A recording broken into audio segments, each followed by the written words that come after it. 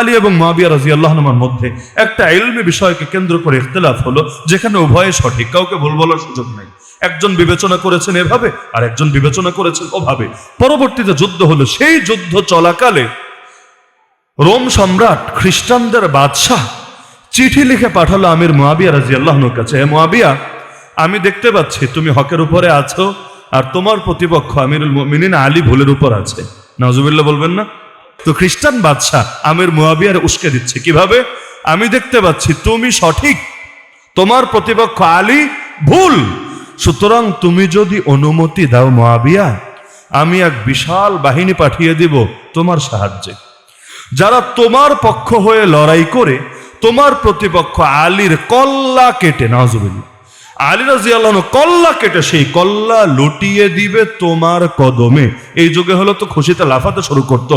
তিনি যদি আমাদের টাইপের চিন্তা ভাবনা করতেন, তিনি ভাবতেন আরে বিদেশি শক্তি লড়াই করবে, জিতলেও লাভ হারলেও লাভ, জিতলে তো পুরাই লাভ আর হারলে লাভ কি? বদনাম তো আর আমার হবে না, বদনাম হলে ওদের হবে। কেন? কারণ ওদের লোক এটা তো করতেই পারে, স্বাভাবিক ব্যাপার। লেকিন সুবহানাল্লাহ, ইমানি ভ্রাতৃত্ব কারে বলে, ইসলামী জাতীয়তা, ইসলামী জাতীয়তা কারে বলে শেখেন। ওই যুদ্ধ চলাকালে প্রতিদিন অনেকে শহীদ হচ্ছে, অনেকে আহত হচ্ছে। ওই পর্যায়ে পর্যন্ত আমির মুআবিয়া ফিরতি চিঠি পাঠালেন রোম সম্রাটের কাছে। তাও কি বাক্য! সুবহানাল্লাহ, প্রথম শব্দই হলো ইয়া কালবার রোম। ইয়া মানে হে, কালব মানে কুত্তা, রোম তো রোম, হে রোমের কুত্তা। চিঠি কি কোনো কুত্তা পাঠিয়েছে না বাদশা পাঠিয়েছে? কুত্তা আবার সিঁড়ি বাড়ায় কেন? চিঠি তো কুত্তা পাঠায়নি, পাঠিয়েছে বাদশাহ। কিন্তু আমির মুআবিয়ার প্রথম শব্দ দেখেন, ইয়া কালবার রোম, হে রোমের কুত্তা। ভাইয়ে ভাইয়ে ভুল বোঝাবুঝি হয়েছে, এক সময় মিটেও যাবে। আরে মাঝখানে এসে নাক গলানোর অধিকার তোরে কে দিয়েছে? আর একবার যদি তুই আমাদের মুসলমানদের ভেতরকার বিষয়ে আর কখনো নাক গলাতে চাস, তুই কি বাহিনী পাঠাবি? আমি এমন এক বিশাল বাহিনী পাঠাবো যাদের প্রথম সদস্য থাকবে তোর সামনে রোম দেশে, শেষ সদস্য থাকবে আমার সামনে শাম দেশে। তারা তোর কল্লা কেটে সেই কল্লা নিয়ে যাবে আলীর কদমে। চিন্তা করতে পারেন যে নিজেদের ভেতরে যুদ্ধ চলছে, যুদ্ধ, লেকিন এটা আমাদের আপোষের ব্যাপার, আমরা বুঝবো। আমরা তাই বলে পরকে তো ঘরে এসে নাক গলানোর সুযোগ দেওয়া যাবে না। আল্লাহ রাব্বুল আলামিন কোরআনে এবং রাসূলুল্লাহ সাল্লাল্লাহু আলাইহি ওয়াসাল্লাম তার হাদিসের বিভিন্ন জায়গায় আমাদেরকে এক ধরনের জাতীয়তার সবক দিয়েছেন। জাতীয়তা, এই জাতীয়তার বন্ধনে কেউ যদি আবদ্ধ না হয়, সে নিজেকে কখনোই পূর্ণাঙ্গ মুসলিম দাবি করতে পারবে না। এমনকি কোরআনে আল্লাহ বলেন, ওমান আহসানু কাওলাম মিম্মান দাআ ইলাল্লাহ ওয়া আমিলা সালিহা ওয়া ক্বালা ইন্নানী মিনাল মুসলিমিন। কথার বিবেচনায় ওই ব্যক্তির চাইতে উত্তম কে হয় যার মধ্যে তিনটা গুণ থাকে। এক নম্বর গুণ যে তাওহীদের দাওয়াত দেয়, আল্লাহর পথে, আল্লাহ ভোলা মানুষকে দাওয়াত দেয়। দুই নম্বর গুণ ওয়া আমিলা সালিহা, পারফেক্ট আমল করে, নেক আমল করে, সুন্নাহসম্মত আমল করে, বেদাত বর্জন করে চলে। আর তিন নম্বর ওয়া ক্বালা ইন্নানী মিনাল মুসলিমিন, সে নিজের পরিচয় দেয় আমি মুসলিম উম্মার মধ্য থেকে একজন, আমি মুসলিম উম্মার মধ্য থেকে একজন। সব পরিচয় পরে, মুসলিম পরিচয় আগে। ওই পরিচয় দিতে গিয়েও শুধু নিজের পরিচয় বলে না, গোটা জাতির পরিচয় তুলে ধরে। আল্লাহ এভাবে যদি শিক্ষা দিতেন যে সে বলে আমি একজন মুসলমান, তাও চলতো। কিন্তু আল্লাহর বাক্য খেয়াল করেন, সে বলে আমি মুসলিম উম্মার মধ্য থেকে একজন। দুই বাক্যের পার্থক্য বোঝেন? যদি বলে আমি একজন মুসলমান, কেমন যেন একটু বেশি নিজস্ব চিন্তা ভাবনা হয়ে যায়, কেমন যেন শুধু নিজেকে নিয়েই নিজের চিন্তা ভাবনা সীমাবদ্ধ থেকে যায়। কিন্তু যখন পরিচয় দেয় আমি মুসলিম জাতির ভেতর থেকে একজন, তখন শুধু চিন্তাটা নিজেকে নিয়ে হয় না, বরং গোটা মুসলিম উম্মাকে নিয়ে হয়। আর হবে না কেন? দেহের কোনো অংশ যদি খারাপ থাকে, বাকি অংশ ভালো থাকবে কিভাবে? যদি আপনার দাঁতেই ব্যথা হয়, সব বাদ দেন, দাঁতে যদি ব্যথা হয় তাহলে বাকি শরীরের কি হালত হয়ে থাকে? কারো মাথায় যদি ব্যথা হয়, বাকি গায়ের কি হালত হবে? কারো পেটে যদি ব্যথা হয়, বাকি শরীরের কি হালত হবে? তো যার কারণে গোটা মুসলিম উম্মাকে নবীজি তুলনা দিয়েছেন এক দেহের সাথে, এক দেহের সাথে। তারাল মুমিনিনা ফি তারাহুমিহিম ওয়া তাওয়াদ্দিহিম ওয়া তাআতুফিহিম কামাসালিল জাসাদিল ওয়াহিদ ইযা ইশতাকা মিনহু উদউন তাদাআ লাহু সাইরুল জাসাদি বিসসাহরি ওয়াল হুম্মা।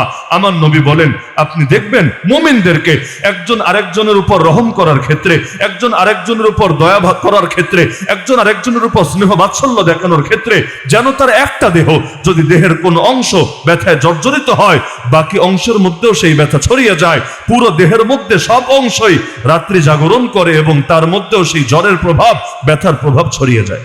একটু অফ করলে ভালো, মানুষের মনোযোগ এদিকে যাবে। তো যার কারণে আল্লাহ রসুল সাল্লাল্লাহু আলাইহি ওয়াসাল্লাম পুরো জাতিকেই যদি 200 কোটি মুসলমানকে এক দেহের সাথে তুলনা দিয়ে থাকেন, তাহলে পুরো জাতিকে বাদ দিয়ে মুসলমান একাকে নিয়ে ভাববে কিভাবে? আরে যেই জাতির প্রথম কিবলা ইহুদিবাদীদের হাতে থাকবে, ওই জাতি নিজেকে নিরাপদ ভাববে কিভাবে? যতই বলি না কেন, আমাকে জিজ্ঞেস করলে কেমন আছেন, আমি তো বলবো আলহামদুলিল্লাহ ভালো আছি। তো যাদের প্রথম কিবলা এত কাল পর থাকে ইহুদিবাদীদের দখলে, ওই জাতি ভালো থাকবে কিভাবে? একজন দুজন তো মুসলমান না রে ভাই। এই দেশে, যেই দেশে অন্তত 14 কোটি মুসলমান আছে, ওই দেশে আল্লাহকে গালি দেওয়ার পরও, আল্লাহকে নিয়ে কটূক্তি করার পরও, নবীর শানে বেয়াদবি করার পরও, কোরআনকে পোড়ানোর পরও বা কোরআনকে পায়ের তলায় ফেলে পিষ্ট করার পরও এক একজন লোক আস্ত থাকে কিভাবে? এমন কের পরও মানুষ এদেরকে পুলিশের হাতে হ্যান্ডওভার করে, সরকারের কাছে বিচার কামনা করে কেন? এটাই তো কথা প্রমাণ করে, যতই গালি দাও উগ্র বলে, কিন্তু এদের মতো ভদ্র জাতি পৃথিবীতে কমই আছে। তাহলে নিজের হাতে আইন তুলে নিচ্ছে না কেন? চাইলে তো নিতে পারতো, নিচ্ছে না কেন? এমন কি আপনি চিন্তা করেন, যখন 3000-এর মতো আলেম ওলামাকে জেলে নিয়ে বন্দি করে রাখা হলো, এই জাতি যদি আসলে উগ্র হতো, জেলের তালা ভেঙে আর যেই কয়টা পাহারাদারিতে থাকতো সবগুলার ওভারব্রিজের সঙ্গে লটকায়া তারপর আলেমদেরকে ঠিকই মুক্ত করে নিয়ে আসতো। কিন্তু এরা তো নিজেরাই সিস্টেম ভাঙতে চায় না, রুলস ভাঙতে চায় না, এ কারণে যে যাতে করে ওই ট্যাগগুলো এদের কাঁধে না দিতে পারে। লেকিন এত ভদ্রতা দেখানোর পরও সব গালিগুলো মুসলমানের জন্য বরাদ্দ থাকে। নাউযুবিল্লাহি মিন যালিক। তো বলছিলাম যে মুসলমানের পরিচয় শুধু নিজেকে নিয়ে হয় না, ওয়াকালা ইন্নানি মিনাল মুসলিমিন, মুসলমানের পরিচয়ের মধ্যেই গোটা জাতির চিন্তা, গোটা জাতির ভাবনা থাকে। এজন্য আমার নবী বলেন, আল মুমিনু লিল মুমিনি কাল বুনিয়ান, এক মুমিন আর এক মুমিনের জন্য এমন ইমারতের মতো, এমন বিল্ডিং এর মতো, এমন ভবনের মতো, ইয়াশুদ্দু বাযুহু বাযা, যার এক অংশ আর এক অংশকে শক্তি যোগায়। এই যে বিল্ডিংটা দাঁড়িয়েছে, কিভাবে দাঁড়ালো? প্রতিটা ইট অপর ইটকে শক্তি জুগিয়েছে, প্রতিটা অংশ অপর অংশকে দৃঢ়তা দিয়েছে। হাওয়ার উপর বিল্ডিং দাঁড় করানো যায় না, সম্ভব না। ওই নিচ থেকে যখন আপনি গাঁথতে গাঁথতে তুলেন, একটা অংশ সাপোর্ট দেয় আর একটা অংশের উপর দাঁড়ায়, আবার সে সাপোর্ট দেয় আর একটা এর উপরে দাঁড়ায়, এভাবে দাঁড়ায় যায়। যার কারণে এভাবে দাঁড় করাতে করাতে 100 তলাও দাঁড় করানো যায়, এর চাইতে বেশিও দাঁড় করানো যায়, সমস্যার কিছু নাই। লেকিন মাঝখান থেকে একটা অংশ যদি সরিয়ে দেন, যদি প্রতিটা অংশ অপর অংশ সাপোর্ট না পায়, কি হবে? বিল্ডিং আর দাঁড়িয়ে থাকবে না, ধপাস করে জমিনের উপর পড়ে যাবে। একইভাবে দুনিয়ার বুকে যত মুমিন হবে, যত মুমিন, নবী জামানায় মুমিন আর কয়জন ছিল? আল্লাহ নবী যখন ওফাত হয়, সারা দুনিয়া ইমানদার কয়জন ছিল? কিন্তু ইমানদার কম থাক আর বেশি থাক, নবী জানিয়েছেন তারা সকলেই হবে একজন আরেকজনের জন্য এই বিল্ডিং এর মতো, যার এক অংশ আরেক অংশকে শক্তি যোগাতে হবে। আরে যেই দুনিয়ায় মুসলমানের সংখ্যা 200 কোটি ছাড়িয়েছে, একজন দুজন তো না, তাই না? ইতিমধ্যে সংখ্যার বিবেচনায় মুসলমান 2 নম্বরে আছে। সারা দুনিয়া সবচাইতে বেশি আছে খ্রিস্টান, 220 কোটি প্লাস। 2 নম্বরে আছে মুসলমান, 200 কোটি প্লাস। আর বাকি হিন্দু, বৌদ্ধ, ইহুদি আরো যা কিছু বলবেন বহুত পরে, বহুত পরে, মানে ধারে কাছেও নাই। 2 নম্বরে আছে মুসলমান। লেকিন পশ্চিমা গবেষকরাই বলছে যে হারে মুসলমান বাড়ছে, এতে বেশি দিন আর 2 নম্বরে থাকবে না, শীঘ্রই তারা সংখ্যার বিবেচনায় দুনিয়ার 1 নম্বর জাতিতে পরিণত হবে। অনেকভাবেই তো বাড়ছে। 1 নম্বরে হলো মুসলমানের ঘরেও মুসলমান তৈরি হচ্ছে, মুসলমানের ঘরে টুকটাক নাস্তিকও তৈরি হয়, হয় না একেবারে তা না, লেকিন মুসলমানের ঘরে আলহামদুলিল্লাহ অধিকাংশ মুসলমানই তৈরি হচ্ছে। আবার মুসলমান বাচ্চা কাচ্চা নেওয়ার ক্ষেত্রেও এটাকে আল্লাহর নেয়ামত এবং আল্লাহর বরকতি মনে করে, নাকি বাচ্চা নিজেই কমায় রাখার চেষ্টা করে? আধুনিক যুগে কেউ কেউ করে, কিছু সুশীল করে, লেকিন প্রকৃত মুসলমানরা নবীর সেই হাদিসকে স্মরণে রাখে যে বিয়ে করতে গেলেও নবী বলেছেন এমন বংশ দেখে বিয়ে করতে যেখানকার নারীরা অধিক বাচ্চা জন্ম দিতে পারে। কেন? উম্মত বেশি হলে নবীজি গর্ব করবেন হাসরের ময়দানে উম্মতের আধিক্য নিয়ে। ফাইন্নী মুকাসিরুম বিকুমুল উমাম, আর আমার নবীর অনুসারী, আমার নবীর উম্মত এমনিও বেশি হবে। আল্লাহ রাসূল বলেন, আনা আকসারুন নাসি তাবিআন ইয়াউমাল কিয়ামা, কিয়ামতের দিন সবচাইতে বেশি অনুসারী বিশিষ্ট নবী আমি হব। আমি এক জামানা এমন ছিল আমার নবীর উপর মাত্র একজন ঈমান এনেছিলেন, আম্মা জান খাদিজা রাদিয়াল্লাহু আনহা। নবীজি ওই সময় নিজেকে নিয়ে টেনশনে ছিলেন, কে তার দাওয়াত কবুল করবে, কি এখন পরিণতি হবে। আল্লাহি লাকাদ খাশিতু আলা নাফসি, আরে আমার তো নিজের প্রাণ নিয়ে ভয় হচ্ছে খাদিজা, মনে হয় আমি বাঁচবই না, আমি মরেই যাব। লেকিন আল্লাহর কি কুদরত, ওই সময় নবীজি চিন্তা করছিলেন কে তার ডাকে সাড়া দেবে। আজকের পৃথিবীতেই 2 বিলিয়নের বেশি মানুষ আমার নবীর ডাকে সাড়া দিয়ে ফেলেছে। একজন দুজন তো না, একজন দুজন তো না। এমন কি এই যে মুসলমানের সংখ্যা বাড়ছে, একদিকে মুসলমানের ঘরে বাড়ছে, দাওয়াতের বদৌলতে বাড়ছে, এমন এমন দায়িত্ব আলহামদুলিল্লাহ বাংলাদেশেও আছে। এই বাংলাদেশে যার একার দাওয়াতেও 1000-এর বেশি মানুষ মুসলমান হয়েছে। এই বাংলাদেশে আমাদের সাথে একসাথে জেল খাটা এমন লোক আছে, একজনের দাওয়াতে 1000-এর বেশি মানুষ মুসলমান হয়েছে। এমনকি পশ্চিমা বিশ্ব গত 2 যুগে সবচেয়ে বেশি নতুন করে যে ধর্মে মানুষ দীক্ষিত হয়েছে, ধর্মান্তরিত হয়ে, ওই ধর্মের নামও ইসলাম ধর্ম, ভিন্ন কোনো ধর্ম না। অথচ সবচেয়ে বেশি প্রোপাগান্ডা ইসলামের বিরুদ্ধে ছড়ানো হয়েছে। বদনাম ছড়ালে লাভ আছে, নেগেটিভ মার্কেটিং কিন্তু সবচেয়ে বড় মার্কেটিং। এটা বোঝেন কি না? নেগেটিভ মার্কেটিং সবচেয়ে বড় মার্কেটিং। আপনি সুনাম মানে ভালো কাজ দিয়ে কম প্রচারণা পাবেন, কিন্তু উল্টাপাল্টা হলে এই যুগে পোলাপান ভাইরাল হয় কেমনে? অনেকের তো ভাইরাল হওয়ার নেশা আছে না, জানে যে ভালো কিছু করে ভাইরাল হওয়া যাবে না, উল্টা পাল্টা কিছু ঘটলে ওইটাই যাবে মানুষের নজরে বেশি করে। আর এমনিও স্বাভাবিক জিনিসের দিকে নজর কমই যায়। আপনি খালি পায়ে হাঁটেন, দেখবেন মাথা থেকে ওই টাকনো পর্যন্ত সব ঠিক আছে, ওদিকে নজর যাবে না, সবার নজর আপনার পা মোবারকের দিকেই যাবে। কিরে তুই খালি পায়ে কেন? কাহিনী কি? মানুষের অস্বাভাবিক জিনিসের দিকেই নজরটা বেশি যায়। ওই চাঁদের দিকে তাকালেও সবার আগে কালো দাগটাই কেমন যেন নজরে ভেসে আসে, ওইটাই সবার আগে চোখে পড়ে। তো ভালো কাজ করে ভালো জিনিস দিয়ে প্রচারণা হলে ধীরে ধীরে ধীরে হয়, আর উল্টাপাল্টা দিয়ে প্রচারণা হলে প্রচারণাটা তাড়াতাড়ি হয়ে যায়। এজন্য মাঝে মাঝে অনেক রাজনৈতিক দলও উল্টাপাল্টা প্রচারণার সুযোগটা কাজে লাগায়। বদনামের ট্যাগ যদি একটা লাগে, মুখে মুখে ছড়ায়, সবার মুখে অন্তত আলোচনায় থাকে। আলোচনায় থাকতে পারাটাও বিশাল ব্যাপার, কারণ চিন্তা করে যে যত বেশি প্রচারণা হবে প্রচারেই প্রসার হবে। এমনকি আপনি চিন্তা করেন, রাস্তা দিয়ে হেঁটে যাচ্ছেন, একটা ঘরের দেয়ালে লেখা, খবরদার কেউ ভেতরে তাকাবেন না। কোনো ঘরে লেখা নাই, জাস্ট একটা ঘরের দেয়ালে কি লেখা? খবরদার কেউ ভেতরে তাকাবেন না। আপনাদের কি ধারণা কেউ তাকাবে না? অন্যগুলোয় না তাকাতে পারে, কারণ হাঁটা চলার সময় তাকানোর কথা কয়জনের খেয়ালেই বা আসে। লেকিন যেই ঘরের দেয়ালে লেখা থাকবে, পাবলিক চিন্তা করবে কিছু যদি নাই থাকে লিখে রাখলো কোন যুক্তিতে। এজন্য অন্যদিকে নজর না দিলেও এখানে একবার দিতে হবে। এমনকি কেউ যদি ভদ্রলোক হয়, যিনি ডাইরেক্ট তাকালে মান সম্মান যাবে, চোখের কোনা দিয়ে হলো, অ্যাঙ্গেল করে হলো একবার নজর দেওয়ার চিন্তা করবে যে ভেতরে কিছু না কিছু তো আছে। কিছু যদি না থাকে লিখলো কোন কারণে? এজন্য দেখা যায় আরবিতে একটা প্রবাদও আছে, আল ইনসান হারিসুন আলা মা মুনিয়া। মানুষ নিষিদ্ধ জিনিসের ব্যাপারে বেশি আগ্রহী থাকে, যেটা নিষেধ করা হয় ওইটার প্রতি মানুষের আগ্রহ যায় বেড়ে। এটাই স্বাভাবিক প্রবণতা। নবীর জামানায় আমার নবীর দাওয়াত বেশি ছড়িয়েছিল কখন জানেন? বেশি ছড়িয়েছিল কখন? ওই নেগেটিভ মার্কেটিং এর মাধ্যমে। বলবেন কিভাবে? আল্লাহ নবী সাল্লাল্লাহু আলাইহি ওয়াসাল্লাম একা একা দাওয়াত দিলে কয়জনের কাছেই যেতে পারতেন? হজের সময় লাখ লাখ মানুষ যায়, কয়জনের কানে গিয়ে গিয়ে তিনি কালেমার দাওয়াত পৌঁছাতে পারতেন। লেকিন এই বলদ মক্কাবাসী কাজটা কি করলো? এরা গিয়ে নিজেদের অলিতে গলিতে চিপায় চাপায় সব জায়গায় লোক দাঁড় করায় দিল। কেন? যে যেই আসবে বাহির থেকে হজ করতে, ওমরা করতে, সবার কানে একটা আওয়াজ দিয়ে দিবা। কি আওয়াজ? এই মক্কায় একটা পাগল আছে, পাগল, যেন তেন পাগল না, জাদুও জানে, ভুলেও যদি তার কাছে যাও তোমাদেরকেও জাদু করে মাথা খারাপ করে দেবে, আর ফ্যামিলির সাথে থাকতে পারবা না, আলাদা হয়ে যাবা, বিশাল ঝামেলার ভেতরে পড়ে যাবা। ওরা ভেবেছে এরকম যদি সতর্ক করা হয় আর কেউ মনে হয় ভুলেও নবীজির কাছে যাবে না, আর তার কাছে না গেলে তার দাওয়াত শুনবেও না, আর না শুনলে মুসলমান হবে না, তাহলে তাদের পাল্লাই ভারী থাকবে, নবীর পাল্লা আর বেশি ভারী হতে পারবে না। কিন্তু ব্যাকফায়ার করেছে, হিতে বিপরীত হয়েছে। এখন যার কানে আওয়াজ দেয় মক্কায় পাগল আছে, সে চিন্তা করে আরে পুরান পাগলের ভাত নাই, আবার নতুন কোন পাগল এসেছে? পৃথিবীতে বহু পাগল আছে, কোন পাগল নিয়ে মানুষকে এত সিরিয়াস তো হতে দেখি নাই। এভাবে পাড়ায় মহল্লায় অলিতে গলিতে চিপায় চাপায় সব জায়গায় ক্যানভাসারি করতে তো দেখি নাই। তাহলে এই পাগল মনে হয় বিশেষ পাগল, ইউনিক টাইপের, মানে আলাদা একটা শ্রেণী, স্বাভাবিক না। তাহলে একবার তো দেখা লাগে পাগলটা কেমন পাগল, এলাকায় গিয়ে গল্প করা যাবে। কমন জিনিস নিয়ে তো গল্প হয় না, গল্প কিন্তু আনকমন জিনিস নিয়েই হয়।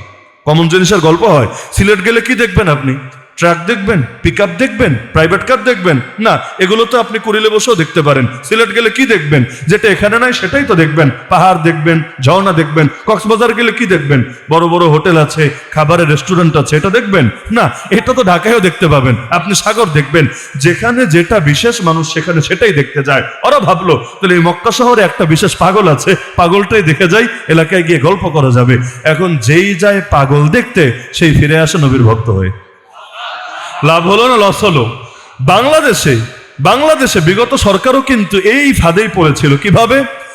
যেই সমস্ত আলেমদেরকে জেলে ভরেছিল, জেলে যদি না ভরতো, কয়জনই তাদেরকে চিনত, কয়জনই তাদের কথা শুনতো? যারে যারে জেলে ভরেছে, আগে যদি তার শ্রোতা থেকে থাকে 1 লাখ, জেল থেকে বের হওয়ার পর শ্রোতা হয়ে গিয়েছে 1 কোটি। বাস্তব নাকি অবাস্তব? মানুষের ভেতর আগ্রহ তৈরি হয়েছে, দেশে এত হুজুর, এত হুজুর, এত হুজুর, আর এই হুজুরটারা জেলে ভরলো কেন? একবার তো ইউটিউবে সার্চ দেওয়াই লাগে, একবার তো গুগল করে দেখাই লাগে কি আছে হুজুরের ভেতরে। এখন যেই যায় ওদের ট্যাগ দেখে, জঙ্গি হুজুরটারে একবার দেখি, উগ্র হুজুরটারে একবার দেখি। এখন যেই যায় দেখতে, সেই ফিরে আসে আলহামদুলিল্লাহ ভক্ত হয়ে। তাহলে এমনি এমনি বিশাল লাভটা তো করে দিল, বিশাল লাভ।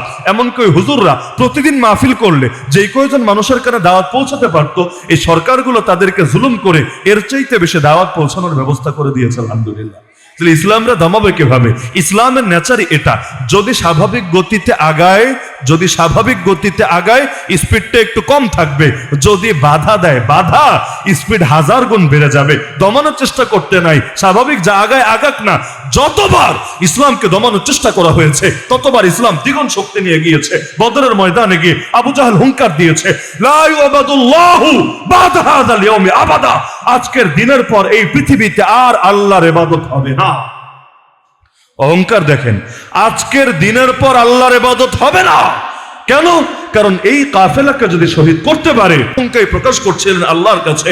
নবীর দোয়াই ছিল বদরের ময়দানে এটা, আল্লাহুম্মা ইন তাহলিক হাযিহিল ইসাবাতু মিন আহলিল ইসলাম লাম তুবাদ ফিল আরদ। হে আল্লাহ, আজকে যদি মুসলমানদের এই কাফেলা শহীদ হয়ে যায়, এই পৃথিবীতে আর আপনার ইবাদত হবে না। আল্লাহুম্মা আনজিজ বিমা ওয়া'আদতানি, আল্লাহুম্মা আতিনি মা ওয়া'আদতানি। সুতরাং হে আল্লাহ, আমাকে যে বিজয়ের ওয়াদা দিয়েছেন সেটা বাস্তবায়ন করেন, আমাকে সেটা দান করেন। তাহলে আশঙ্কা আল্লাহ রাসূলও করছিলেন, এজন্য সিজদায় লুটিয়ে পড়ে এমন কাঁদা কাঁদলেন, সুবহানাল্লাহ। পেছন থেকে সিদ্দিক আকবর আবু বকর রাদিয়াল্লাহু আনহু এসে নবীজির পিঠে হাত রেখে বললেন, হাসবুক হাসবুক, ইয়া নবী, যথেষ্ট হয়েছে, আল্লাহ আপনার দোয়া কবুল করে নিয়েছেন। আপনি ভাবেন, দোয়া করছেন নবী, পেছন থেকে এসে সান্ত্বনা দিচ্ছেন আবু বকর রাদিয়াল্লাহু আনহু। কিভাবে সম্ভব? দোয়া কোন পর্যায়ে কবুল হলে খালি যিনি দোয়া করছেন তিনি না, আশপাশের মানুষের দিলের মধ্যে প্রশান্তি চলে আসে, কনফিডেন্স লেভেল একদম 100 থেকে 100 হয়ে যায় যে এই দোয়া আল্লাহ ফিরাবেন না, এটা ফেরানো পসিবলই না। এজন্য আবু বকর এসে নবীকে সান্ত্বনা দিচ্ছেন, আর লাগবে না ইয়া রাসূলুল্লাহ, হাসবুক হাসবুক হাসবুক, যথেষ্ট হয়ে গিয়েছে, আপনি মাথা উঠান, আল্লাহ আপনার দোয়া কবুল করেছেন। আসলেই তো কবুল করেছে। আরে আবু জাহাল বেটা, মক্কায় বসে ফাইজলামি করলে আরো কিছুকাল হয়তো করতে পারতি, লেকিন তুই আসলে আল্লাহর দমাতে কে আজিব। এবার নিজেই গেলি দমে। বদরের ময়দানে 70টা কাফের মরে গেল, অথচ 70টা তরবারি তো মুসলমানদের হাতে ছিল না। 70 বাদ দেন, 10টাও তো ছিল না, 10টা বাদ দেন, আরে কি ছিল মুসলমানদের হাতে? খালি হাতে। লেকিন 70 জন নিহত হলো কাফেরদের, তো যেন তেন না, বাগা বাগা মাথা। এমনকি আবু জাহালের কি কপাল, দৌড়ানি খাইলো তো 2টা পিচ্চির হাতেই খাইতে হইলো। মুআয আর মুআওয়াজ, বড় কোনো বীর বাহাদুরের হাতে সাইজ হলো একটা ব্যাপার স্যাপার ছিল। ধরেন গেমে নেমেছে, কুস্তিতে নেমেছে, নকআউট কোনো প্লেয়ারের সাথে পড়েছে, সেই রকম কুস্তিগির সারা দুনিয়াতে, এর সাথে আর টিকতে পারে নাই, 2টা ঘুষি খেয়ে এখানে পড়ে আছে। অন্তত একটা মানিজ্জত চলে। যদি এমন হতো আবু জাহাল সর্দার, বড় কোনো সর্দারের সাথে ফাইট হয়েছে, তুমুল ফাইট করেছে, হঠাৎ লেগে গেছে, যুদ্ধে তো জয় পরাজয় থাকেই, সে মারা গিয়েছে, একটা ব্যাপার স্যাপার ছিল। লেকিন 2টা বাচ্চার হাতে কোপানি খাইতে হলো। এমনকি বাচ্চাদেরকে তো পাত্তাই দিতে চায় নাই। 2 বাচ্চা যখন দৌড়ে যাচ্ছিল, আবু জাহেলের কি গার্ড কোনো ছিল না? যুদ্ধে নেমেছে, আর কি কোনো সিকিউরিটি ফোর্স ছিল না? অবশ্যই ছিল। নেতার না থাকলে কে থাকবে? নেতারা আসার আগে গাড়িও চলে আসে দেশে, দেখেন না? স্বাভাবিক, প্রত্যেকের তো এক একটা ব্যক্তিত্ব থাকবে। যেমন তারেক রহমান সাহেব আছেন বিদেশে, গাড়ি ইতিমধ্যে বাংলাদেশে কেনা হয়ে গিয়েছে 2 কোটি টাকার উপরে। কেন? যাতে বুলেট টুলেট আসলেও এই গাড়িটা যাতে প্রোটেকশন দিতে পারে। স্বাভাবিক ব্যাপার এটা, যে কারো ক্ষেত্রে নিরাপত্তা তো অবশ্যই নিশ্চিত করা থাকে, কারণ নেতাদের জীবনের গুরুত্ব তো সাধারণ লোকদের চাইতে বেশি মনে করা হয়ে থাকে। আমরা রাস্তা দিয়ে গেলে কে ভিআইপি প্রোটোকল দিবে আমাদেরকে? দিবে না, দেওয়ার দরকারও নাই। কিন্তু 10টা-20টা হুজুর মল্লিক কি দেশে আটকে থাকবে? বাস্তবে 10টা-20টা হুজুর মল্লিক কি দেশে আটকে থাকবে? ভিআইপি প্রোটোকল কাকে দেওয়া হতো? আল্লামা আহমদ শফি রহমাতুল্লাহ আলাইহিকে? না। আল্লামা জুনায়েদ বাবনগরীকে? না। কারে দেওয়া হয়? এখন যারা দেশের আলেম আছে তাদের গাড়ির সামনে কয়টা পুলিশের গাড়ি থাকে, পেছনে কয়টা পুলিশের গাড়ি থাকে? লাগবে না। দেশে আপনার রাস্তাঘাটে মইরা থাকলেও এটা কোনো ব্যাপার না। লেকিন জাতীয় নেতা যারা, তাদের জীবনের অনেক দাম, তাদের সময়ের অনেক দাম। অ্যাম্বুলেন্স আটকে থাকলে থাকবে, তাকে তো জ্যাম ছাড়া রাস্তা পার করিয়ে দিতে হবে। আরে কারো বিমান ছুটলে ছুটবে, ছুটুক না, তোর বিমানের দাম বেশি হয়ে গিয়েছে। নেতার এক একটা মিনিটের অনেক দাম আছে, এজন্য তাকে রাস্তা বন্ধ করে জ্যাম মুক্ত ভাবে পার করিয়ে দিতে হবে। এটাই তো দুনিয়ার স্বাভাবিক ব্যাপার। তাহলে এই জামানার লোকেরা এগুলো বোঝে, আবু জাহাল বুঝতো না? অবশ্যই বুঝতো। তার সিকিউরিটি ফোর্স ছিল না? অবশ্যই ছিল। তাহলে বাচ্চা দুইটা গেল কিভাবে? আপনি চিন্তা করেন। এভাবেই গিয়েছে। বড় কেউ যদি যেত, হয়তো সিকিউরিটি ফোর্স কচুকাটা করে ফেলতো, কচুকাটা, ধারে কাছেই পৌঁছতে পারতো না। তো 2টা বাচ্চা দৌড়ে আসছে, এটাকে কে সিরিয়াস নিয়েছে? আরে বাচ্চা আর কি জন্য আসবে? ছোট বাচ্চা এসে কি কোনো সাহায্য চাবে, নাকি কোনো রিকোয়েস্ট করবে? কি করবে না করবে এটা নিয়ে কে টেনশন করেছে? কিন্তু ওরা তো বোঝে নাই এই বাচ্চা সেই বাচ্চা না, এই বাচ্চাই ওর জন্য মৃত্যুর পরোয়ানা নিয়ে এসেছে। কিন্তু এসে বাচ্চারাও তো দেখে আবু জাহাল তো নাগালের বাইরে। কিভাবে? অ্যারাবিয়ান হর্স, বাংলাদেশের কাঙ্গাল ঘোড়া তো না, অ্যারাবিয়ান হর্স। কি উঁচা উঁচা এক একটা ঘোড়া, ওই ঘোড়ার পিঠি তো ওদের মাথার চাইতে উঁচা হতে পারে, এত বিশাল বিশাল ঘোড়া। এর উপরে আবু জাহাল নিচ থেকে নাগাল পাবে কিভাবে? আর কোনো লিফটও তো নাই, কোনো রশিও তো নাই, কোনো সিঁড়িও তো নাই। আবু জাহালকে নাগাল পাবে কিভাবে? ব্যাস এক বাচ্চা বুদ্ধি করে ঘোড়ার পায়ে কোপ মেরে দিল, ঘোড়ার পায়ে। এই যুগ হলো তো আবার পশুপ্রেমীরা আন্দোলনে নামতো। ছি ছি ছি ছি। কাজটা কি করলো? আবু জাহাল নয়তো একটু আল্লাহর নিয়ে বলতে গিয়ে বলে ফেলেছে আর কি, তাই বলে ঘোড়ার পা কাটবে? ঘোড়া করলোটা কি? এই জাতীয় ডায়লগ হতো না এই দেশে, কারণ এই দেশে মানুষ মরে বিচার হয় না। আর কুকুর হত্যা হয়েছে এটার জন্য 2 বছরের বাচ্চা সহ মহিলারে ভোর হওয়ার আগে রাতের বেলা নিয়ে জেলখানায় ঢুকিয়ে রাখা হলো, জেল হাজতের ভেতরে। অবশ্যই কুকুর হত্যা করা জঘন্য, কোনো সন্দেহ নাই। অতীতে এক বিড়ালকে না খাইয়া মারার কারণে এক নারী জাহান্নামে গিয়েছে। আবার একটা পিপাসার্থ কুকুরকে পানি পান করানোর কারণে এক নারী জান্নাতে গিয়েছে, সহিহ হাদিসে আছে, কোনো সন্দেহ নাই। তাই বলে কুকুরের দাম কি মানুষের চাইতে বেশি হয়ে গিয়েছে? এসিল্যান্ডের গাড়ির তলায় পড়ে বাচ্চা মারা গিয়েছে, কই এসিল্যান্ড তো এখনো গ্রেফতার হয় নাই, কয়দিন পার হয়ে গিয়েছে। এরকম কত হত্যাকাণ্ড নিয়মিত ঘটছে, কয়টার বিচার হচ্ছে?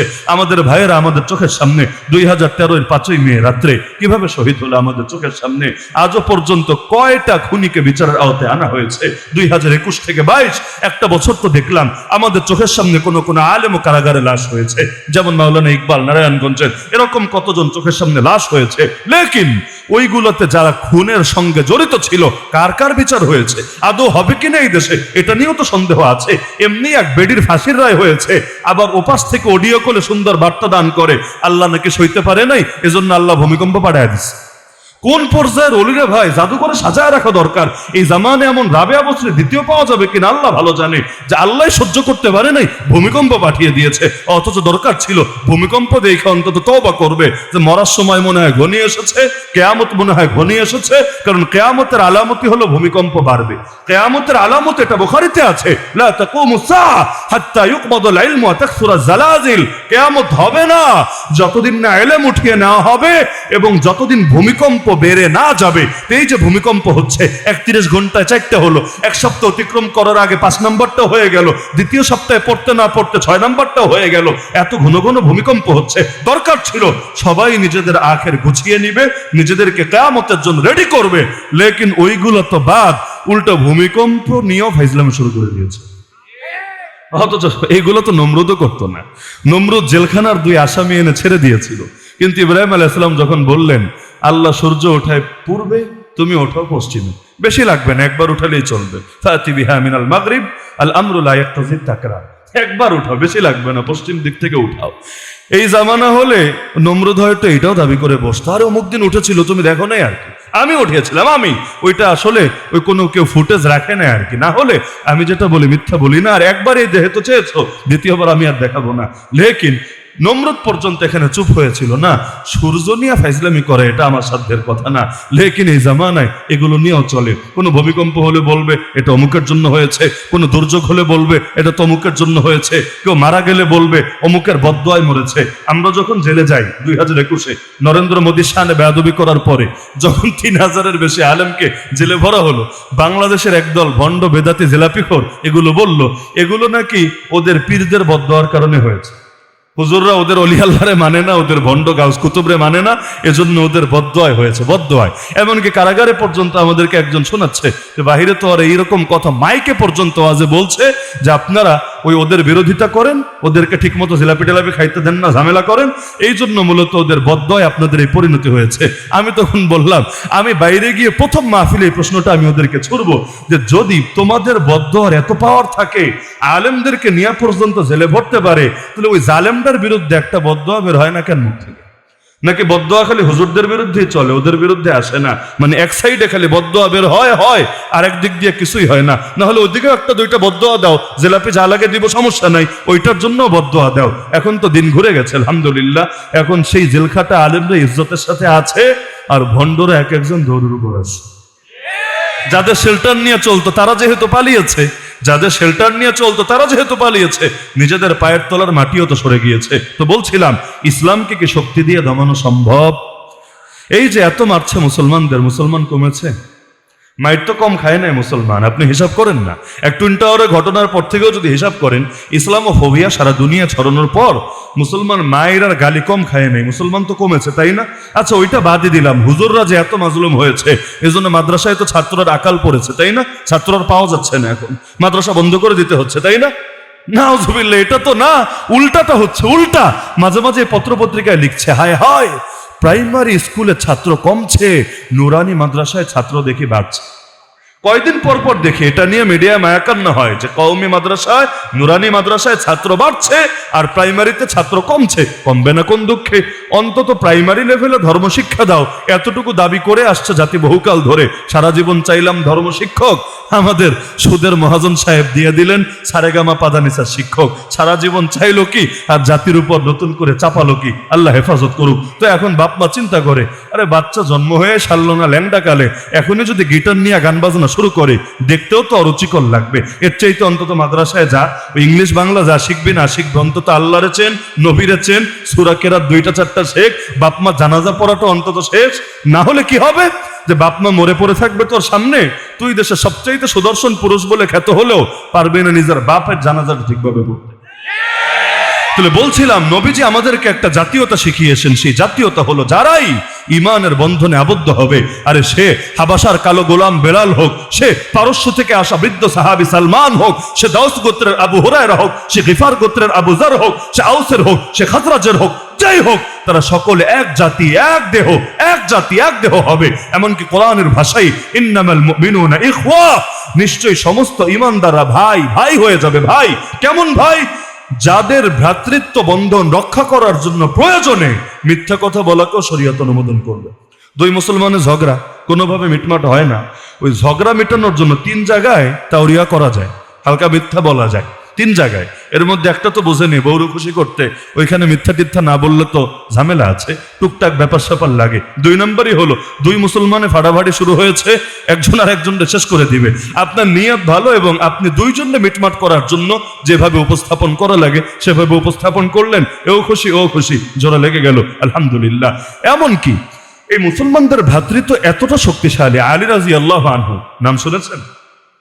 মুয়াবিয়া রাদিয়াল্লাহু আনহু নাম শুনেছেন? এই 2 জনের মধ্যে একটা ঐতিহাসিক যুদ্ধ হয়েছিল, জঙ্গে সিফিন। বলবেন সাহাবীদের মধ্যে যুদ্ধ হলো, কিভাবে পসিবল? আরে ভাই, আপনার তো ভাইয়ের সাথে যুদ্ধ হয়, ওইটা কেমনে পসিবল? এক বাপের এক মায়ের ঘরে জন্ম নিয়েও মাঝে মাঝে মতভিন্নতা এই পর্যায়ে চলে যায় যে ভাইয়ে ভাইয়ে মায়ের পিঠ লেগে পারলে একটা আরেকটারে মেরে ফেলবে, এমন অবস্থা তৈরি হয়ে যায় নাকি যায় না? তা আলী এবং মুয়াবিয়া রাদিয়াল্লাহু আনহুর মধ্যে একটা ইলমি বিষয়কে কেন্দ্র করে ইখতিলাফ হলো, যেখানে উভয়ে সঠিক, কাউকে ভুল বলার সুযোগ নাই। একজন বিবেচনা করেছেন এভাবে আর একজন বিবেচনা করেছেন ওভাবে। পরবর্তীতে যুদ্ধ হলো। সেই যুদ্ধ চলাকালে রোম সম্রাট খ্রিস্টানদের বাদশাহ চিঠি লিখে পাঠালো আমির মুয়াবিয়া রাদিয়াল্লাহু আনহুর কাছে, হে মুয়াবিয়া, আমি দেখতে পাচ্ছি তুমি হকের উপরে আছো আর তোমার প্রতিপক্ষ আমিরুল মুমিনিন আলী ভুলের উপর আছে। নাউজুবিল্লাহ বলবেন না? তো খ্রিস্টান বাদশাহ আমির মুয়াবিয়ার উস্কে দিচ্ছে কিভাবে? আমি দেখতে পাচ্ছি তুমি সঠিক, তোমার প্রতিপক্ষ আলী ভুল, সুতরাং তুমি যদি অনুমতি দাও মুয়াবিয়া, আমি এক বিশাল বাহিনী পাঠিয়ে দিব তোমার সাহায্যে, যারা তোমার পক্ষ হয়ে লড়াই করে তোমার প্রতিপক্ষ আলীর কল্লা কেটে, নাউজুবিল্লাহ, আলী রাদিয়াল্লাহু আনহু কল্লা কেটে সেই কল্লা লুটিয়ে দিবে তোমার কদমে। এই যুগে হলো তো খুশিতে লাফাতে শুরু করত। তিনি যদি আমাদের টাইপের চিন্তা ভাবনা করতেন, তিনি ভাবতেন আরে বিদেশি শক্তি লড়াই করবে, জিতলেও লাভ হারলেও লাভ, জিতলে তো পুরাই লাভ, আর হারলে লাভ কি? বদনাম তো আর আমার হবে না, বদনাম হলে ওদের হবে। কেন? কারণ ওদের লোক এটা তো করতেই পারে, স্বাভাবিক ব্যাপার। লেকিন সুবহানাল্লাহ, ইমানি ভ্রাতৃত্ব কারে বলে, ইসলামী জাতীয়তা, ইসলামী জাতীয়তা কারে বলে শেখেন। ওই যুদ্ধ চলাকালে প্রতিদিন অনেকে শহীদ হচ্ছে, অনেকে আহত হচ্ছে। ওই পর্যায়ে পর্যন্ত আমির মুয়াবিয়া ফিরতি চিঠি পাঠালেন রোম সম্রাটের কাছে। তাও কি বাক্য! সুবহানাল্লাহ, প্রথম শব্দই হলো ইয়া কালবার রোম। ইয়া মানে হে, কালব মানে কুত্তা, রোম তো রোম, হে রোমের কুত্তা। চিঠি কি কোনো কুত্তা পাঠিয়েছে না বাদশা পাঠিয়েছে? কুত্তা আবার সিঁড়ি বাড়ায় কেন? চিঠি তো কুত্তা পাঠায়নি, পাঠিয়েছে বাদশা। কিন্তু আমির মুয়াবিয়ার প্রথম শব্দ দেখেন, ইয়া কালবা রোম, হে রোমের কুত্তা। ভাইয়ে ভাইয়ে ভুল বোঝাবুঝি হয়েছে, এক সময় মিটেও যাবে। আরে মাঝখানে এসে নাক গলানোর অধিকার তোরে কে দিয়েছে? আর একবার যদি তুই আমাদের মুসলমানদের ভেতরকার বিষয়ে আর কখনো নাক গলাতে চাস, তুই কি বাহিনী পাঠাবি? আমি এমন এক বিশাল বাহিনী পাঠাবো যাদের প্রথম সদস্য থাকবে তোর সামনে রোম দেশে, শেষ সদস্য থাকবে আমার সামনে শাম দেশে। তারা তোর কল্লা কেটে সেই কল্লা নিয়ে যাবে আলীর কদমে। চিন্তা করতে পারেন যে নিজেদের ভেতরে যুদ্ধ চলছে, যুদ্ধ, লেকিন এটা আমাদের আপোষের ব্যাপার, আমরা বুঝবো। আমরা তো তাই বলে পরকে তো ঘরে এসে নাক গলানোর সুযোগ দেওয়া যাবে না। আমাদের অধপতনের ঝামেলাই হয়েছে এখানে। এমন কি আল্লাহ নবী 3টা দোয়া করেছিলেন আল্লাহর কাছে, সেই হাদিসের মধ্যে আছে 3 দোয়া করেছেন। এর মধ্যে 2টা দোয়া কবুল করেছেন আল্লাহ, একটা কবুল করেন নাই, ফিরিয়ে দিয়েছেন। হঠাৎ শুনলে যে কেউ চমকে উঠবে, কি বলেন? দোয়া করলেন মাসুম নবী, নিষ্পাপ নবী, যেন তেন নবী না, সব নবীরও নবী, উম্মতের নবী না, খালি সব নবীরও নবী। তিনি দোয়া করলেন, তার একটা দোয়া আল্লাহ ফিরাইয়া দিলেন। এই দোয়া কোন দোয়া? তো নবী নিজেই বলেছেন যে আল্লাহ এটা কবুল করেন নাই, আল্লাহ এটা ফিরিয়ে দিয়েছেন। কোন দোয়া? ওইটা বোঝার আগে বোঝেন কবুল করেছেন কোনটা। যে 2টা কবুল করেছেন এর মধ্যে একটা দোয়া হলো আল্লাহুম্মা লা তুসাল্লিত আলাইহিম আদুওয়াম মিন সিওয়া আনফুসিহিম ফায়াস্তাবিহা বাইগাতাহুম। হে আল্লাহ, আমার উম্মতের উপর বহিঃশত্রু বোঝেন তো, কাফের, মুশরিক, নাস্তিক, বেঈমান যা আছে, বহিঃশত্রুকে এমন ভাবে চাপায়া দিবেন না যে ওরা উম্মতকে সমূলে ধ্বংস করে দেবে। সমূলে মানে জাতিরই রাখবে না, একদম মুসলমান ফিনিশ করে দিবে, দুনিয়া থেকে নাম নিশানা মিটাই দিবে। আল্লাহ এমন যাতে না হয়। নবী বললেন আল্লাহ দোয়া কবুল করেছেন। তার মানে কি? দুনিয়া সবাই মিলেও যদি আমাদের পেছনে লাগে সমস্যা নাই, হাসবুনাল্লাহু ওয়া নি'মাল ওয়াকিল, নি'মাল মাওলা ওয়া নি'মান নাসির। এজন্য লেগেছে, সবাই তো লেগেছে, কে বাদ আছে? কোন এলাকায় দেখবেন বৌদ্ধরা মারে, যেমন চীনের মধ্যে ওই জিনজিয়াংয়ে বৌদ্ধরা মারে। আরাকানের মধ্যে ওই যে আরাকান আর্মি, যেটার নাম শুনেন আরাকান আর্মি কারা? বুদ্ধিস্ট, উগ্র বুদ্ধিস্ট। কাদেরকে মারে? সাধারণ রোহিঙ্গা মুসলমানদেরকে মারে। তাহলে বৌদ্ধরা মারছে, উগ্র হিন্দুত্ববাদীরা মারছে, এটা তো নতুন করে ব্যাখ্যার কিছু নাই। খ্রিস্টানরাও কোথাও মারছে, সবাই মিলে তো আমাদের মারছে, লেকিন আমাদেরকে দমাতে পারছে না। তো নবীর এই দোয়া আল্লাহ কবুল করেছেন, এটা আমাদের সামনে আছে। লেকিন কবুল করেন নাই কোনটা?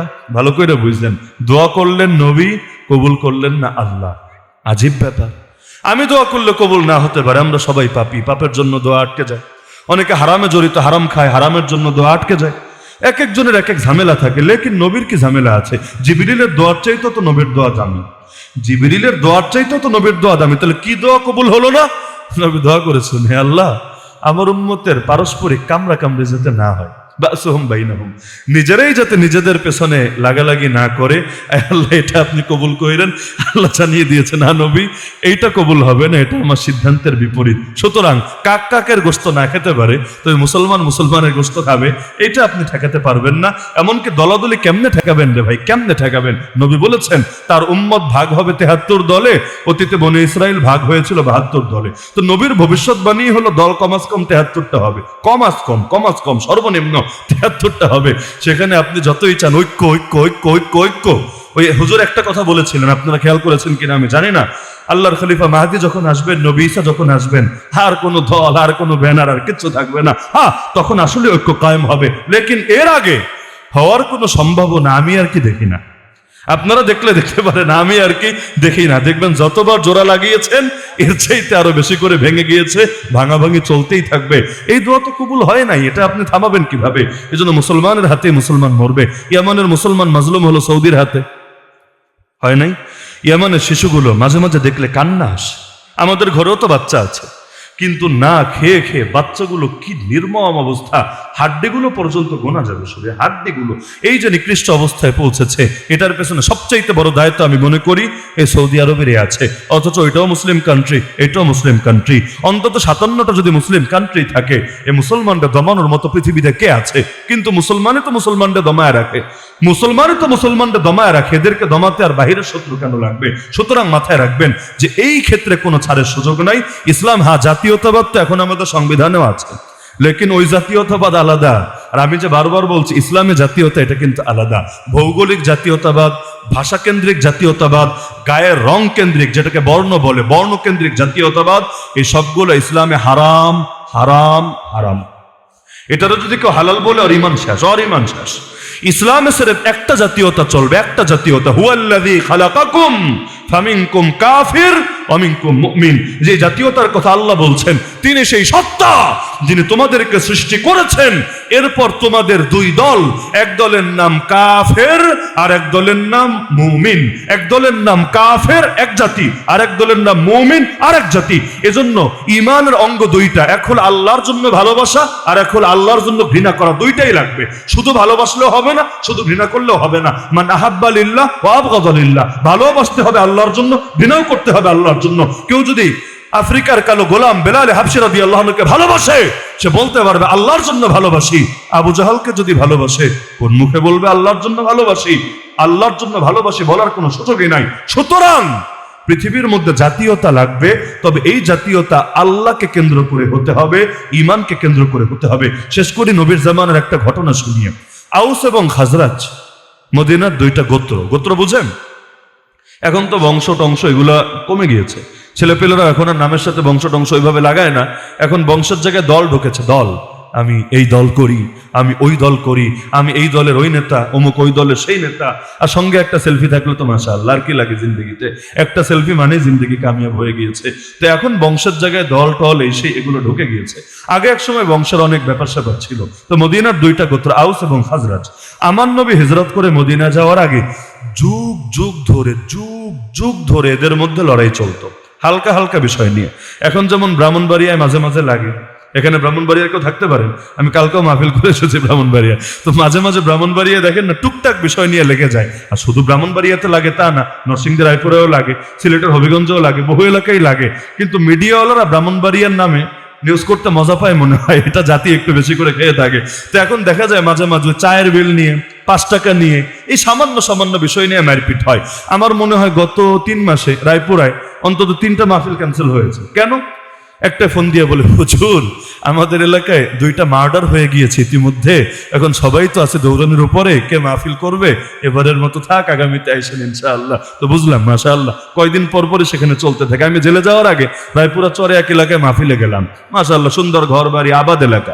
জেল থেকে আসার পরে একই এলাকায় গেলাম, মাঝখানে বেশি না 2 বছর, 1 বছর জেলে আর 1 বছর মাহফিলের মৌসুম আসতে আসতে গেলাম। দ্বিতীয়বার গিয়ে দেখে খালি ভিটা পড়ে আছে, ভিটা, ঘরে নাই, টিন নাই, চাল নাই, কিছু নাই, পুরা ফাঁকা, শুধু নিচে ভিটা আছে। ভিটা বুঝেন তো, মানে নিচে ভিটাটা আছে, উপরে কিচ্ছু নাই। অনেক, মানে কয় ডজন যে হবে হিসাব নাই। আমি গিয়ে বললাম কাহিনী কি? মাঝখানে কি আগুন লেগেছে না কি হয়েছে? এটা তো মানে এরকম তো কল্পনা করি নাই। দেখে গেলাম জীবন্ত এলাকা, আইসা দেখি পুরাই মুর্দা। কাহিনী কি?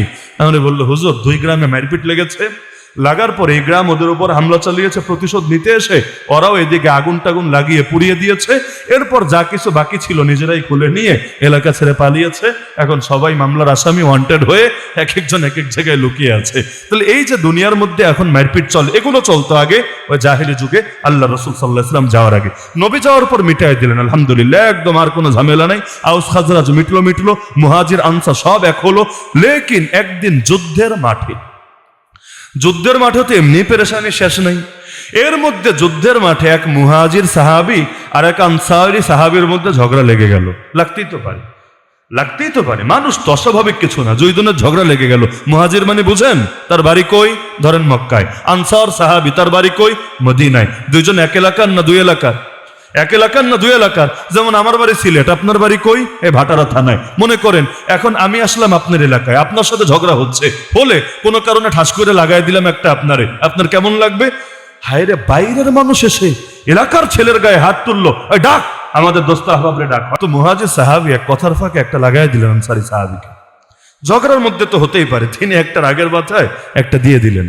আনসারী সাহাবী একটা চিৎকার দিলেন, ইয়া আল আনসার, হে আনসারীরা, কে আছো, কই আছো, জলদি আসো, হেল্প মি, আমারে বাঁচাও, আমার পাশে এসে দাঁড়াও। তিনি ডাক দিলেন। মুহাজির সাহাবী চিন্তা করলেন, ও ডাক দিল, ওর ডাকে যদি সবাই আসে, একা তো পুরো গণধোলাই খাওয়া লাগবে আজকে সবার কাছে। তিনি ডাক দিলেন, ইয়া আল মুহাজিরিন, হে মুহাজির সাহাবীরা, তোমরা কই আছো, তোমরা জলদি আসো, আমার পাশে দাঁড়াও। এখন একদল এসে দাঁড়ায় গেল সেই মুহাজির সাহাবীর পাশে, যারা মক্কা থেকে বা অন্য এলাকা থেকে হিজরত করে এসেছে। আর এক দল এসে দাঁড়ায় গেল আনসারী সাহাবীর পাশে। দল হয়ে গেল কয়টা? অথচ মুসলমানদের দল থাকা কয়টা? দল থাকা দরকার একটা, দল হয়ে গেল দুইটা। এখন দুই দলের মধ্যে যুদ্ধ লেগে যাবে এই অবস্থা। যুদ্ধের মাঠে তো জিনিসপাতি হাতে আছেই, হাত থাকতে মুখে কি, এই হাতে জিনিস থাকা আর না থাকায় পার্থক্য আছে। যেমন বাংলাদেশ আর পাকিস্তান। আমি মাঝে মাঝে শুকরিয়া আদায় করি যে ৭১ আল্লাহ আমাদেরকে বড় একটা দুর্যোগ থেকে বাঁচিয়েছেন। কিভাবে? পাকিস্তানে অধিকাংশ বড় আলেমের নাম বললে নামের আগে শহীদ শব্দটা বলে লাগে। দেখেন, এখনো যারা জিন্দা আছেন অধিকাংশ এমন যাদের উপর একাধিকবার হামলা ইতিমধ্যে হয়ে গিয়েছে। আল্লামা তাকি উসমানী হাফিজাহুল্লাহ বলবেন কয়বার হামলা হয়েছে, ঘাটাঘাটি করেন। আল্লামা আওরঙ্গজেব ফারুকি বলেন কয়বার হামলা হয়েছে, ঘাটাঘাটি করেন। এমনকি ইলিয়াস গুম্মান সাহেব, মঞ্জুর মেঙ্গুল সাহেব যারা দেশে আসেন, বাংলাদেশে এসে ওয়াজ করেন, দেখবেন পাকিস্তানে ওয়াজ করলে পেছনে পুলিশ AK-47 নিয়ে বা বন্দুক নিয়ে দাঁড়ায় থাকে। হঠাৎ দেখলে মনে হবে কিরে ভাই, এরা আবার কারা? হুজুর ওয়াজ করছে, দুই পাশে দুইজন সেই রকম দাড়িওয়ালা বডিওয়ালা দুইজন দাঁড়ায় আছে। হঠাৎ দেখলে ভয় লাগবে। কাহিনী কি? কাহিনী হলো ওইখানে অস্ত্র যেহেতু অ্যাভেলেবল, একদল আরেক দল খালি মাহফিলে মাইকে গালি দেয় না, চান্স পাইলে গুলি করেও মেরে ফেলে। আর দলের তো অভাব নেই, শিয়া কাদিয়া নিয়ে সেই কত দল আছে, চান্স পাইলে একদল আরেক দলরে মারতে থাকে। এমনকি যে গত মাসে আমাদের দাওয়াতে বাংলাদেশে আসলেন আল্লামা আওরঙ্গজেব ফারুকি হাফিজাহুল্লাহ। প্রথম দিন আমাদের মাহফিল ছিল রাজশাহীর নওগাঁয়। সেই বদরি কাফেলার বিশাল আয়োজন, মাশাআল্লাহ। দেখলাম আল্লাহর বান্দা আগের রাতে এসে বাংলাদেশে মাত্র এসেছেন। পাকিস্তান থেকে ডাইরেক্ট ফ্লাইট এখনো নাই, ওই বহু আরেক দেশ হয়ে বিশাল জার্নি করে দেশে এসেছেন। এসে এয়ারপোর্ট থেকে বের হলেন রাত 2টার পরে। ফজর হতে আর কয় ঘন্টা বাকি আছে। বাসায় এসেই সবার আগে জায়নামাজ বিছিয়ে, উযু করে জায়নামাজ বিছিয়ে তাহাজ্জুদ করতে শুরু করে দিয়েছেন। বুঝলাম, হায়রে আল্লাহ, এত লম্বা সফর শেষে এখন তো ফরজ নামাজও আল্লাহ ছোট করে দিলেন, 4 রাকাতের জায়গায় 2 রাকাত। এই রাত্রে তাহাজ্জুদ, ফজরটা শেষ হলো, ঘুমের কোনো খবর নাই, ইশরাক পর্যন্ত ইবাদত, তারপর ইশরাকের নামাজ, আবার চাষতের সময় চাষতের নামাজ, আবার মাগরিবের সময় আওয়াবিনের নামাজ, ইবাদত আর ইবাদত। আমাদের এক সাথী কৌতূহলী প্রশ্ন করলো, হুজুর সফরে তো আল্লাহ ফরজও 4-2 বানায় দিলেন, আর আপনি এত নফল এত প্রেশার নেওয়ার দরকার কি? আল্লাহ তো ইসলামকে সহজ করেছেন। তিনি এক বাক্যে জবাব দিলেন, দেখেন আপনারা বাংলাদেশের আলেম, আপনারা তো আমাদের পরিস্থিতিটা বুঝতে জটিল হবে। আমার উপর ইতিমধ্যে কয়েকবার হামলা হয়ে গিয়েছে এবং এখনো আমার কাছে বিশ্বস্ত সূত্রে নিউজ আছে, ইতিমধ্যে তাদের কিছু এজেন্ট নিয়োগ করে রেখেছে পয়সাপাতি দিয়ে, চান্স পেলেই আমার যে কোনো জায়গায় শুট করে ফেলবে, গুলি করে মেরে ফেলবে। সুতরাং প্রতিটা দিন প্রতিটা মুহূর্তে আমাদেরকে মরার জন্য রেডি থাকা লাগে। আপনারা তো আলহামদুলিল্লাহ তো হয়তো লম্বা হায়াত পাবেন, জীবনটাকে ধীরে ধীরে গোছায় নেবেন, সময় আছে। কিন্তু আমি আওরঙ্গজেব ফারুকি প্রতিদিন সকালে চিন্তা করি আজ দুপুর মনে হার দেখা হবে না, দুপুরে চিন্তা করি আজ বিকাল মনে হার দেখা হবে না। তো অল টাইম যে কোনো সময় হামলা হতে পারে, তো মরার জন্য আর কি রেডি থাকি। তখন মনে মনে শুকরিয়া আদায় করলাম, যাক আলহামদুলিল্লাহ বাংলাদেশে তা অন্তত গালির উপরে রাখে অথবা ঝাড়ির উপরে রাখে, অন্তত মাইটের এখানে অত বেশি দেয় না, গুলি টুলি এখানে করে না, কারণ গুলি এখানে ওই তুলনায় অ্যাভেলেবল না। অন্তত এই লাইনে আল্লাহ হেফাজত করেছে যে আমাদের অধিকাংশ আলেম স্বাভাবিকভাবেই যাচ্ছে ওই গুলি খেয়ে খেয়ে। যদিও শহীদ হওয়া কোনো ব্যর্থতার কথা না, শহীদ হওয়া তো মুমিনের জিন্দেগির আসল কামনা। শাহাদাত হয় মাতলুব মাকসুদ মুমিন, না মালে গনিমত না কিশোর কুশাই। লেকিন এই শাহাদাত যদি হয় কুফরি অপশক্তির বিরুদ্ধে লড়াই করে ওদের গুলিতে, দিলের মধ্যে আলাদা সান্ত্বনা থাকে। লেকিন নামধারী মুসলমানরাই যদি মেরে ফেলে, দিলের মধ্যে তো এই কষ্টটাই লাগবে, হায় রে মুসলমান জাতি নিজেরাই ঠিকাদারি নিয়ে নিয়েছে নিজেদেরকে দমানোর জন্য। আল্লাহ হেফাজত করুক আমাদেরকে। দল হয়ে গেল ওই সময় যুদ্ধের মাঠে কয়টা? দুইটা, এক পাশে মুহাজির, এক পাশে আনসার। সংবাদ পৌঁছে গেল নবীজির কাছে। আল্লাহর রাসূল এসে এমন এক ধমক দিলেন, মা বালু দাওয়াল জাহেলিয়া, জাহেলি যুগের কথাবার্তা তোমাদের মুখে কেন? আরে কি ব্যাপার এটা? এই যে দলাদলি যে হলো, দুই দলরে ঢাকলা, এটা ইসলামী কথা না। নবী বলছেন এটা কিসের কথা? জাহেলি যুগের কথা। দাও হা, তোমরা এগুলো বাদ দাও, এগুলো ছেড়ে দাও। ফাইন্নাহা মুনতিনা, এগুলো পচা দুর্গন্ধময় ব্যাপার। তাহলে সারা পৃথিবীতে যত মুসলমান হবে, দল কয়টা? নেতা হবেন কয়জন? ভূমি হবে কয়টা?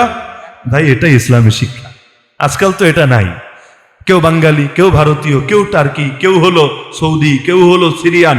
এই যে ভাগাভাগি, এইটাও কিন্তু আমাদের খেলাফত পতনের ফল। এবং যতদিন এই ভাগাভাগি থাকবে, এই খেলাফত বলতে বলতে মুখে ফেনা তুলে ফেললেও কাজ হবে না। খেলাফত দেশভিত্তিক হয় না। এক দুনিয়ায় এক খেলাফত থাকে, সব মুসলমানের একজন নেতা থাকে।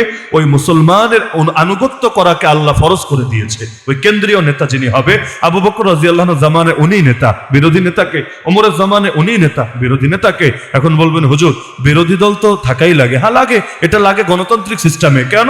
কারণ না হলে বাক স্বাধীনতাটুকুও মানুষ পায় না। আরে বিরোধী দল থাইকাও তো পায় না, বিরোধী দলটা দৌড়ের উপর রাখে। এই বাংলাদেশে স্বাধীনতার পর থেকে আজ পর্যন্ত দেখেন না, ওই গণতন্ত্র শুধু কাগজে কলমেই পাবেন, আর বাস্তবে সবাই ধান্দাতন্ত্র চালাবে। ধান্দা, যার ধান্দা যেটা সে সেটা চালাবে। না হলে এই দেশে যদি অন্তত গণতন্ত্র মানত, আমি আল্লাহর নামে কসম করে বলতে পারবো অধিকাংশ জনগণ ইসলামের পক্ষে যেহেতু আছে, অন্তত আইন আদালতে, বিধান সংবিধানে ইসলামী নিজামে কায়েম করত।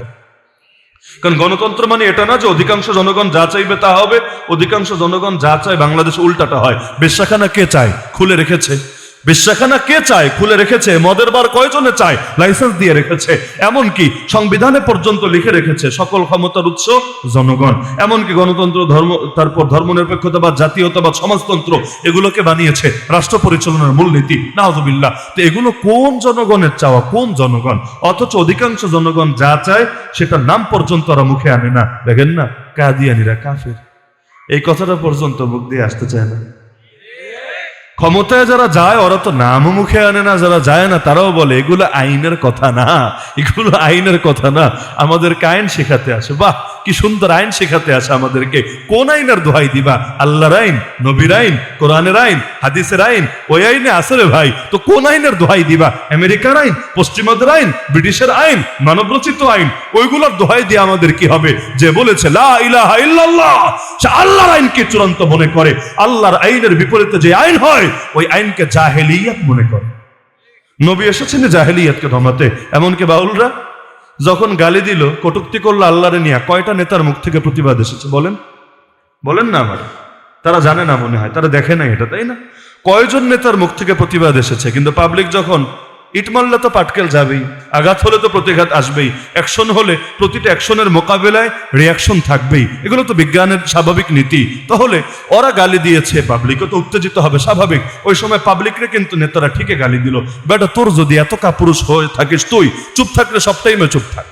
চুপ থাকলে, যে বাউল আল্লাহরে গালি দিয়েছে চুপ থাক, পাবলিক উত্তেজিত হয়েছে চুপ থাক, দুই টাইমে চুপ থাক। তা অন্তত আল্লাহরে বলতে পারবে আল্লাহ আমার বুকের পাঠা কম, সাহস কম, এজন্য আমি উভয় জায়গায় নীরব থেকেছি। লেকিন ওই আল্লাহরে গালি দিলে তোমার কথা পাওয়া যাবে না, আর পাবলিক উত্তেজিত হলে ল্যাঞ্জাটা লুকায় রাখতে পারবা না। এমন যারা হয় ওরা নিজেদেরকে আল্লাহর বান্দা, নবীর উম্মত পরিচয় দেওয়ার যোগ্যতাই রাখবে না। সুতরাং আমার সব বার্তার মূল বার্তা, ইসলামে জাতীয়তার দরকার আছে নাকি নাই? মুসলমানরা সকলে এক জাতিতে পরিণত হওয়ার, এক দেহ হওয়ার দরকার আছে নাকি নাই? আজও যদি না পারেন, দুদিন আগে বা পরে দেখবেন আপনাদেরকে দিয়ে আপনাদেরকে দমায়া ছাড়বে। কাটা দিয়ে যেভাবে কাটা তোলে, কাফেররা এক দলকে দিয়ে আরেক দলকে দমাবে। বিগত সরকার কি করতো? দেখবেন হুজুরদের এক দলটা কাছে টানতো আর এক দলটা মাইরের উপর রাখতো। এই দরবার, এই ভণ্ড দরবারে বুকে জড়াতো, আবার আরেকটা ভালো ধারার লোকদেরকে নিয়ে জেলের মধ্যে ভরে রাখতো। সবসময় দেখেন পকেটের মধ্যে কিছু মৌলবীরা রাখতো, যারা ডিম বিরিয়ানি খায়াও জান্নাতের টিকিট বেচত। পোলাও খাচ্ছে না, ডিম বিরিয়ানি খায়ও জান্নাতের টিকিট ব্যস্ত, এরকম কিছু লোকরা পকেটে রাখতো। আরে এরা কেন? ফেরাউনও তো রাখতো। ফেরাউন জাদুঘর ভাড়া করার দরকার কি? নবী মুসারে মারলে তোর কেনা করবে? বাচ্চাকালেই তো মারতে চেয়েছিলি, জন্ম নেওয়ার আগেই তো মৃত্যুদণ্ডের রায় দিয়েছিলে, এখন বয়সকালে বয়সের সময় মারতে আবার তো জাদুঘর ভাড়া করা লাগবে কেন? এইটাই নীতি, এইটাই নীতি। ওরা জানে ডাইরেক্ট মারলে পাবলিক খাবে না আর উত্তেজিত হবে, এজন্য চায় এক দলরে দিয়ে আরেক দলরে দমায় আস্থা নষ্ট করে এরপর তারা তাদের বিরুদ্ধে অ্যাকশনে যাবে। এজন্য ব্রিটিশরা টাকা দিত কাদিয়ানীদেরকে। কেন? কাদিয়ানীদের টাকা দেওয়া তোমার দরকার কি? এই টাকা তুমি গইলা খাও না পানি দিয়া, দরকার কি? দরকার হলো এটা। কাদিয়ানি পয়সা খেয়ে ফতোয়া দিত জিহাদ হারাম হারাম হারাম। এখন জিহাদ হারাম যদি ফতোয়া দেয়, কিছু মুসলমান তো অন্তত দমবে, সবাই না দমুক, কিছু তো দমবে। বাস এইটাই ওদের পুঁজি। কারণ ওরা জানে জিহাদ যতদিন থাকবে, দুদিন আগে বা পরে ব্রিটিশের ঠিকই গাট্টি বস্তা নিয়ে পালাতে হবেই হবে। তাহলে সুতরাং আমার সব বার্তার মূল বার্তা, সকলে আল্লাহর জন্য ঐক্যবদ্ধ হতে রাজি আছেন না ইনশাআল্লাহ? দেশের জন্য, দলের জন্য বলছি না, কার জন্য? আল্লাহর জন্য। আল্লাহ সবার উপরে, আল্লাহ সবার উপরে। সুতরাং আসেন আল্লাহর জন্য আমরা ঐক্যবদ্ধ হয়ে যাই। এমনকি মুসলমানের সাথে মুসলমানের যত ঝামেলা আছে মিটমাট করে ফেলেন। অনেকের আত্মীয়দের সাথে সম্পর্ক ঠিক নাই, আল্লাহর রাস্তে ঠিক করে ফেলেন, না হলে কিয়ামতের দিন আল্লাহ নিজে আপনার বিরুদ্ধে বাদী হয়ে যাবেন। আর রাহিম মিনার রহমান, মান ওয়াসালাহা ওয়াসালতুহু ওয়া মান কাতাহা বাতাতুহু। আল্লাহ বলেছেন আত্মীয়তা আমার থেকে এসেছে, আমার থেকে। যে ঠিক রাখবে আমিও তার সাথে ঠিক রাখবো, যে ছিন্ন করবে আমিও তার সাথে ছিন্ন করব। এমনকি 3 দিনের বেশি কোনো মুসলমানের সাথে রাগ করে থাকবেন না। সর্বোচ্চ কয়দিন? সর্বোচ্চ কয়দিন? 3 দিন। 3 দিন, আর বেশি যাতে না যায়। হ্যাঁ, এটা আবার বৈধ সম্পর্কের ক্ষেত্রে। অবৈধ সম্পর্কের ক্ষেত্রে আবার এই নীতি খাটায় না যে হুজুর আমি তো হুজুরদের ওয়াজ শুই না, রিলেশন ছাড়ছিলাম, আপনি তো বলছেন 3 দিনের বেশি, এটা আসলে ঠিক না, আজকে গিয়া মেসেঞ্জারে আসসালামু আলাইকুম একটা দিব। না না, ওই ক্ষেত্রে না, বরঞ্চ বৈধ সম্পর্কের ক্ষেত্রে রাগারাগি হলেও 1 দিন 2 দিন 3 দিনের মধ্যে মিটমাট করে ফেলবেন, 4 নম্বর দিনে যাতে না যায়। আর মুসলমানের গোশত খাবেন না। গীবত করা মানে গোশত খাওয়া, গীবত করা মানে গোশত খাওয়া, মৃত ভাইয়ের গোশত খাওয়া খাবেন না। মুসলমানের জান নেওয়া যেমন হারাম, মাল নেওয়া যেমন হারাম, ইজ্জত নষ্ট করা এটাও হারাম, নিকৃষ্ট হারাম। সুতরাং এই কাজগুলো করবেন না। আল্লাহ আমাদের সবাইকে ঐক্যবদ্ধ হওয়ার, এক জাতি এক দেহতে পরিণত হওয়ার এবং আগামীর বাংলাদেশে ইসলামের পতাকা উড্ডীন করার তৌফিক দান করুন। আমিন।